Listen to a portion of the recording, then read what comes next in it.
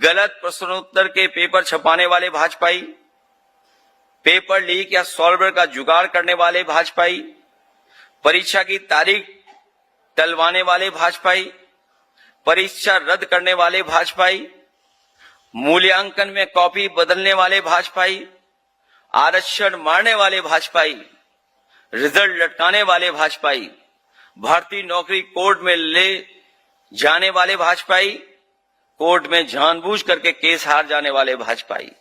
सच्चाई तो यह है, देखें तो बड़े पैमाने पे हमारी बेटियां बहनें पढ़ाई छोड़ रही हैं।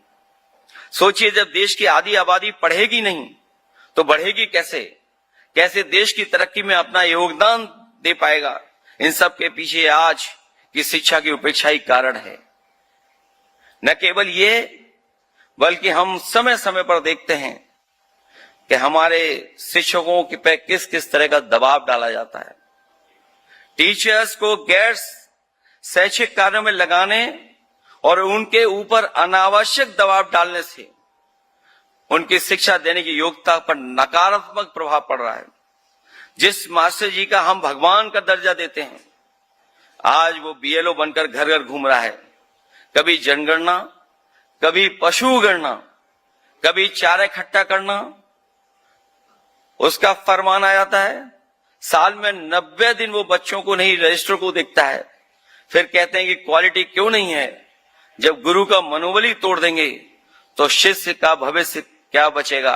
जरा सी देर वेतन कटने पर डर डीआईओ के दफ्तर में ट्रांसफर की बोली लगती है, और जो ट्रांसफर को लेकर के चीजें सामने आती हैं, बहुत ही चिंताजनक है कि किस तरीके का हमारे शिक्षकों को समय समय पर डीआईओ या अधिकारियों के माध्यम से क्या क्या फेस करना पड़ता है। और वर्तमान सरकार में घोर भ्रष्टाचार के कारण शिक्षा और परीक्षा व्यवस्था ध्वस्त हो गई है। पूरी तरीके से जानबूझ करके ये सरकार शिक्षा व्यवस्था को ध्वस्त करने में लगी हुई है। और जहां शिक्षा व्यवस्था ध्वस्त है, वहीं पेपर बनाने वाले से लेकर के रिजल्ट आने तक नकल और घोटाले की पूरी चेन लंबी खड़ी हुई है। यानी पेपर सेटर से लेकर के रिजल्ट तक हर कड़ी पर पैसे पहुंच और मिलीभगत से पूरा सिस्टम बिक गया है, और मेहनत करने वाले बच्चे को सिर्फ उनका ही भविष्य नहीं, बल्कि आने वाली पीढ़ी का भी भविष्य बर्बाद हो रहा है। आज ये साफ उजागर हो गया है कि सरकार किसी भी गलती के लिए खुद को जिम्मेदार नहीं मानती और शिक्षा मंत्री के इस्तीफे की मांग को बेशर्मी से ठुकरा देती है। सच तो यह है कि जब समस्या की जड़ में वर्तमान सरकार का अपना भ्रष्टाचार है, तो यही लोग किसी न किसी रूप में परीक्षा व्यवस्था और युवाओं के भविष्य का ध्वस्त करने में हैं। जहां तक तीसरा सवाल उठता है कि नौकरी को लेकर के, कई मौकों पर देखा है और पिछले 10 साल के भाजपा के कार्यकाल में हम लोगों ने देखा है कि भाजपा के एजेंडे में नौकरी ही नहीं है। और अगर एजेंडे में नौकरी होती तो शायद उत्तर प्रदेश में इतने पेपर लीक नहीं होते, इतनी परीक्षाएं नहीं रद्द होती। और मैं फिर दोहराता हूं इस बात को कि नौकरी भाजपा के एजेंडे में ही नहीं है। एक बड़ा सवाल यह है कि भाजपा सरकार नौकरियां क्यों नहीं देना चाहती है, जबकि वो जानती है कि नौकरी न देने से पढ़े लिखे युवाओं में आक्रोश पैदा होता है, जो भाजपा के ही खिलाफ जाता है। क्या इतनी राजनीतिक समझ भाजपा को नहीं है?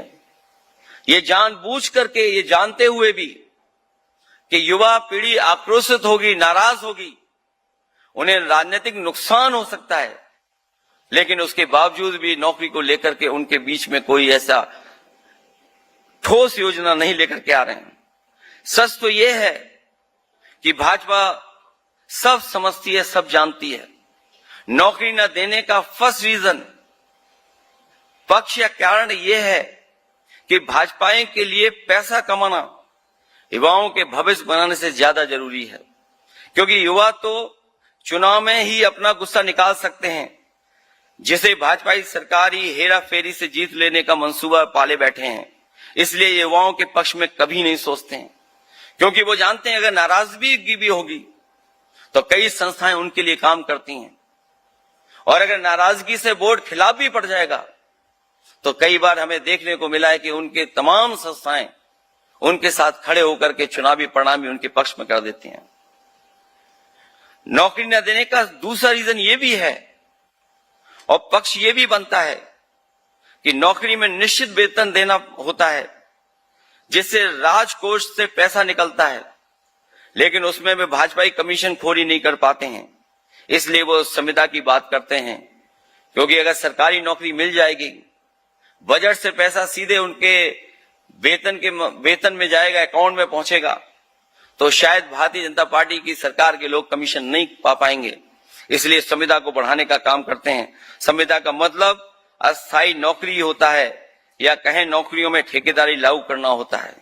इसलिए जानबूझ करके भारतीय जनता पार्टी की सरकार में लगातार ठेकेदारों से कमीशन उगाने के मामले में तो भाजपाइयों का रिकॉर्ड बन चुका है, और अगर हम वर्ल्ड का रिकॉर्ड देखें तो शायद वर्ल्ड रिकॉर्ड भी उनके ही नाम पर आएगा। ये ठेकेदारों से कम पैसे पर कॉन्ट्रैक्ट करते हैं और उनसे एक मुश्त कमीशन ले लेते हैं। भाजपा को कमीशन देने के बाद ये ठेकेदार उस पैसे में से अपना मोटा मुनाफा काटकर बाकी नाम मात्र का ही काम करने वालों को आगे देते हैं। नौकरी न देने का थर्ड रीजन पक्ष या कारण है संविदा के माध्यम से पीडीए के आरक्षण की लूट करना। यह सबसे महत्वपूर्ण सवाल बनता है कि जब संविधान पे नौकरियां होंगी तो पीडीए के समाज के लोगों को आरक्षण नहीं देना पड़ेगा, इसलिए जानबूझ करके वो संविदा पर बढ़ाना चाहते हैं। दरअसल नौकरी देने का मतलब है कि नियमानुसार आरक्षण भी देना होगा। जब ये भाजपाई 69,000 भर्तियां जैसी सरकारी नौकरियों में संविधान द्वारा लागू किया आरक्षण मार देते हैं तो सोचिए संविधान में तो क्या क्या अत्याचार और भ्रष्टाचार कितना करते होंगे। इसलिए जानबूझ करके भारतीय जनता पार्टी और उनकी सरकार में बैठे लोग संविधान की नौकरियों को बढ़ावा दे रहे हैं। सच तो यह है कि भर्ती नौकरी के पीछे भाजपाइयों और उनके अनरजिस्टर्ड अंडरग्राउंड संगीत साथियों का बेहद खुफिया चौतरफा प्लान काम करता है, क्योंकि उनके चलाने के लिए उनके पास खुफिया लोग हैं जो अनरजिस्टर्ड हैं, अंडरग्राउंड रहते हैं। वो जानबूझ करके इसी तरह का बढ़ावा देते हैं। भाजपा परीक्षा प्रणाली को वो दशानन है जिसके 10 चेहरे हैं। इन दशानन के 10 रूप हैं।